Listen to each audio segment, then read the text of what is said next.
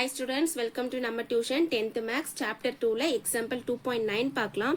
ரொம்ப important sum 2 மார்க்ல கேட்பாங்க. 7 into 5 into 3 into 2 plus 3 கொடுத்திருக்காங்க. எல்லாமே மல்டிப்ளை கொடுத்துட்டு லாஸ்ட் டிஜிட்டுக்கு வந்து பிளஸ் கொடுத்திருக்காங்க. is a composite number. Justify your answer கேக்குறாங்க. சொல்யூஷன் பாருங்க, கொடுத்திருக்கிறத ஃபர்ஸ்ட் எடுத்து எழுதிக்கோங்க. இப்போ இங்க ஒரு 3 இருக்கு, இங்க ஒரு 3 இருக்கா, அப்ப 3 காமனா எடுத்துக்கோங்க. பேலன்ஸ் இருக்க நம்பர் அப்படியே போடுங்க. 7 போட்டுக்கோங்க, 5 போட்டுக்கோங்க, 2 போட்டுக்கோங்க. இங்க 3 இருக்கா, அப்ப பிளஸ் 1 வருமா? இப்போ இந்த எல்லா நம்பரையும் நீங்க மல்டிப்ளை பண்ணீங்கன்னா 71 வரும். அப்ப 3 into 71 வந்து ப்ராடக்ட் ஆஃப் 2 prime numbers. கரெக்டா? அப்ப நீங்க ஸ்டேட்மெண்ட் எப்படி எழுதணும்?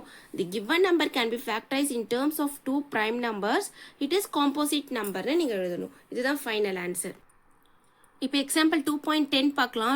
ரொம்ப இம்பார்ட்டன்டான சம். பப்ளிக்ல கூட கேட்டிருக்காங்க இந்த சம்மை. நல்லா லிசன் பண்ணுங்க.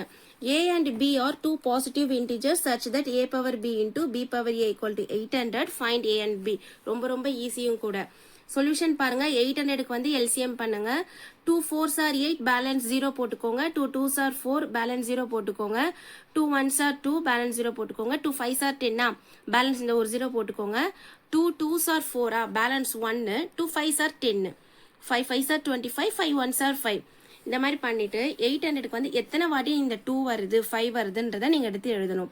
5 வந்து 5 டைம்ஸ் வந்து 2 வருது, 2 டைம்ஸ் வந்து 5 வருது. இந்த மாதிரி எடுத்து எழுதிட்டு நெக்ஸ்ட் ஸ்டெப்ல நீங்க என்ன பண்ணணும்னா பவர்ல போடணும். 2 வந்து 5னா 2 பவர் 5 போடணும். இன்டூ 5 வந்து 2னா 5 பவர் 2ன்னு போடணும்.